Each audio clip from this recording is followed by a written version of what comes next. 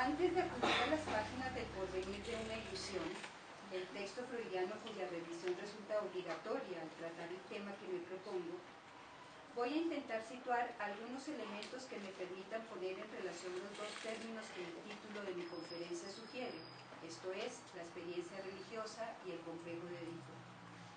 Empiezo por decir que el desarrollo de este tema exige tomar nota de la concepción freudiana de la religión, pero también preguntarse por qué y de dónde surge para Freud este interés por los temas religiosos. Hay varios niveles de respuesta a este interrogante. En primer lugar, se podría contestar en el sentido de las relaciones del psicoanálisis con las más variadas disciplinas, entre ellas la ciencia de las religiones, como Freud la nombra.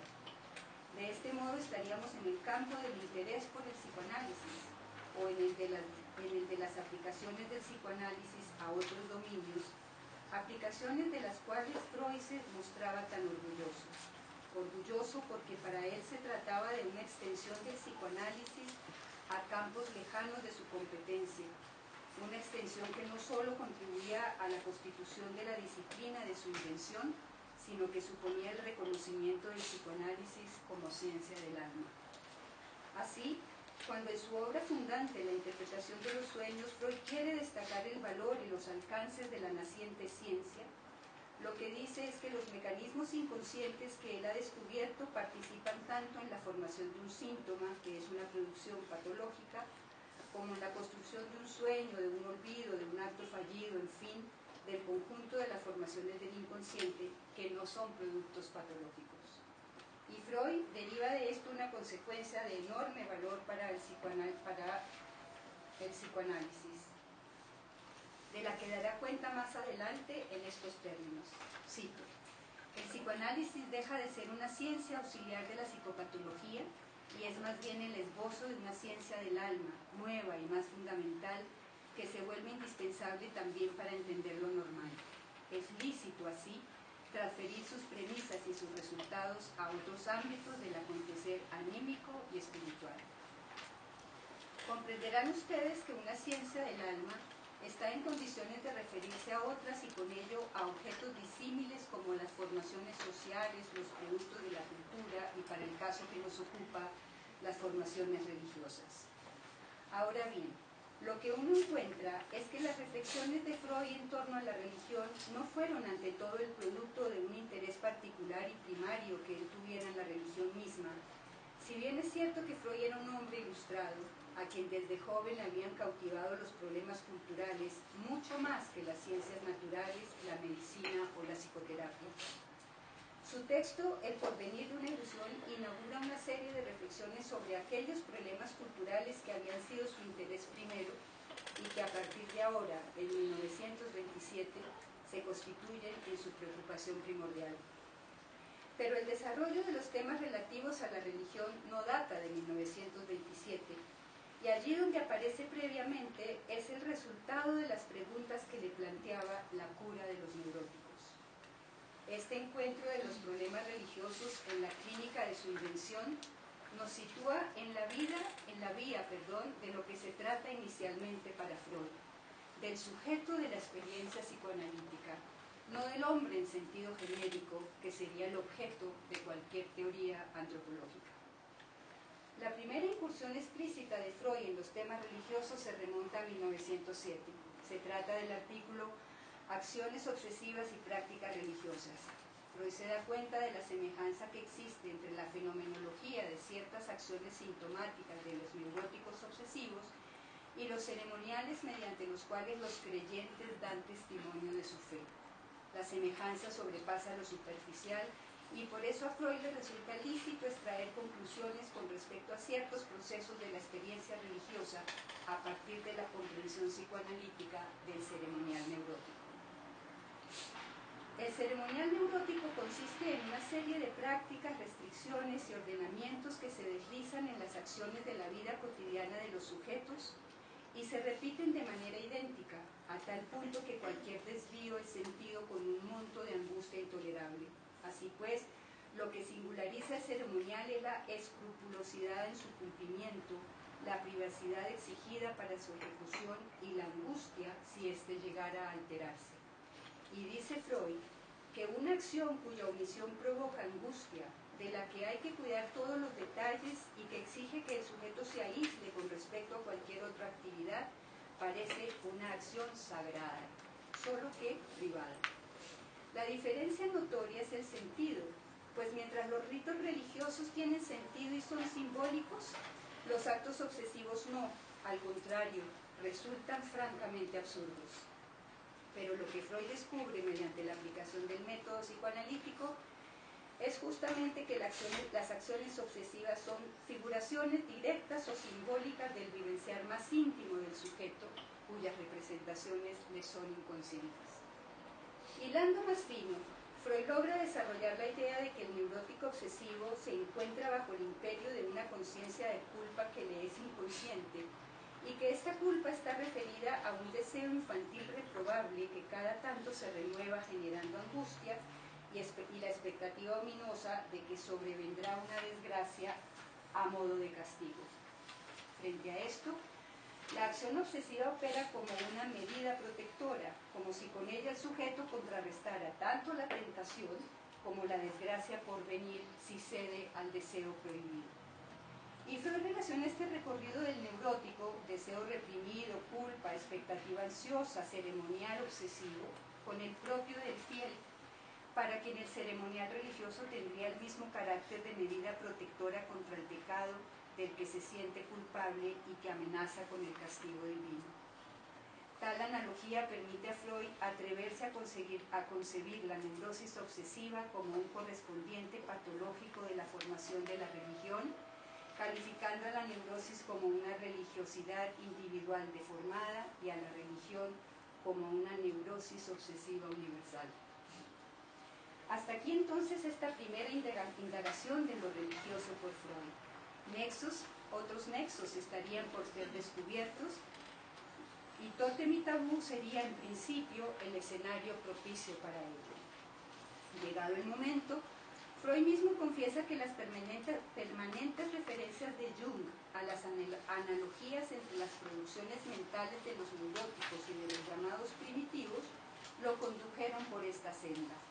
Pero también aclara que su trabajo se sitúa en oposición metodológica a los trabajos de Jung, quien a la inversa procura resolver problemas de la psicología individual recurriendo al material de la psicología de los pueblos. Con toda claridad, de nuevo aquí los neuróticos guían a Freud en la búsqueda que no es cualquiera si nos fijamos en lo que encuentra, el suelo sobre el que se edifica la formación misma de las religiones en la historia humana, el complejo paterno. Por ahora tomemos nota del sostén paterno en el que se apoya la concepción freudiana de la religión.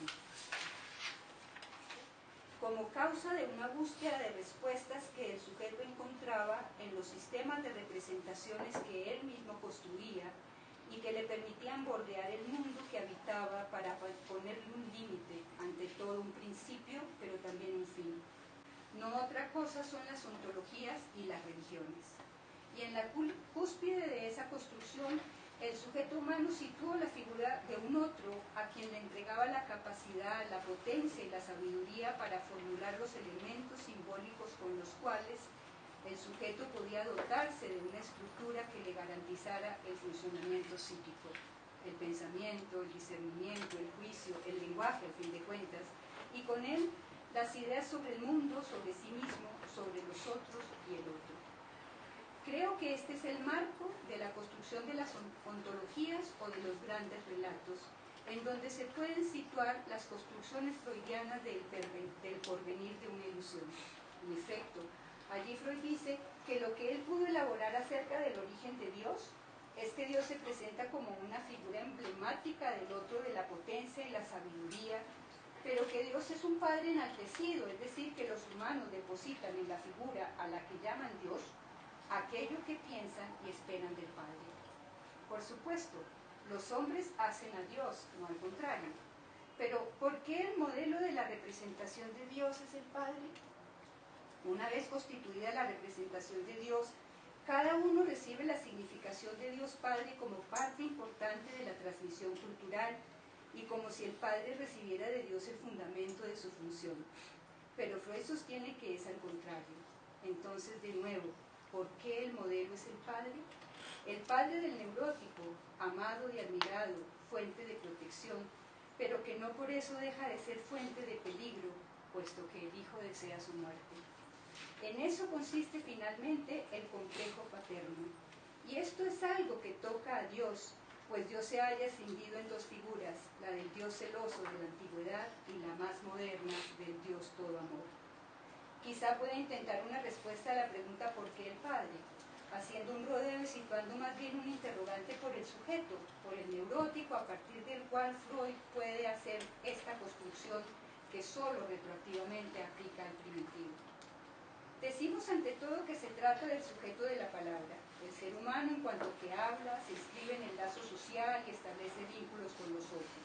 Ahora bien, este sujeto no ha existido desde siempre, a pesar de las apariencias. Me es difícil entrar en detalles, así que zanjo por una vía rápida admitiendo las consecuencias del postulado de Lacan, que afirma que el sujeto sobre el cual opera el psicoanálisis es el mismo sujeto de la ciencia moderna, es decir, que el sujeto es una invención de Descartes, así que es relativamente joven. Esta simultaneidad histórica de la invención del sujeto y de la invención de la ciencia moderna nos presenta una paradoja mayor, pues la vocación de la ciencia es la de la objetivación de lo real. Así que el sujeto recién aparecido sobre la escena del mundo está destinado a contar en los cálculos científicos como objeto. De este telón de fondo, de la ciencia y del sujeto en la época de la ciencia, destaquemos en primer plano al sujeto freudiano, aquel que tiene la palabra en el dispositivo que Freud inventa, y tiene la palabra como sujeto, es decir, que no está allí objetivado. A partir de esa invención, las cosas nunca volverán a ser como antes, y esto, aunque el modelo de las neurociencias en boga hoy en día pretenda con furor acallar al sujeto del síntoma neurótico. El síntoma neurótico existe, no obstante la avanzada de las neurociencias, y lo que cada uno tendría que preguntarse más bien es cuál será el retorno del síntoma neurótico acallado por la ciencia contemporánea. Freud era un representante de la cientificidad médica de su época, heredó el sujeto de la ciencia moderna. Inscrito en el evangelio de sus maestros, pues hay evangelios laicos, quienes juraron defender la verdad según la cual en el organismo humano solo actúan fuerzas fisicoquímicas que pueden ser totalmente reducidas a leyes biológicas, Freud, no obstante, recibió también otra herencia, la de la llamada filosofía romántica de la naturaleza, que acordaba un lugar en el pensamiento a los enigmas humanos, enigmas cuyos destinatarios eran ante los dioses y que los representantes de esta corriente romántica dirigían no propiamente a la ciencia, si bien tampoco abominaban de ella, sino que más bien indagaban en terrenos del alma no rendidos al predominio de la razón cartesiana. Este es el sujeto en el que aparece lo inconsciente, este es el lugar en el que aparece lo inconsciente como fuerza oscura. Por supuesto, Freud hizo del inconsciente otra cosa que una fuerza oscura, cuando se resolvió a decir que era cuestión de pensamientos cuyas articulaciones respondían a otra lógica que no era la lógica del pensar consciente.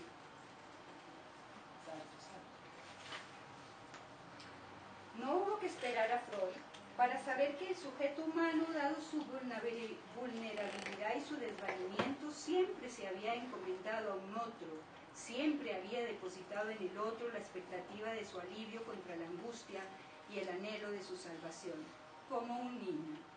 En ese sentido, lo voy a decir en términos kantianos, el sujeto es un menor de edad.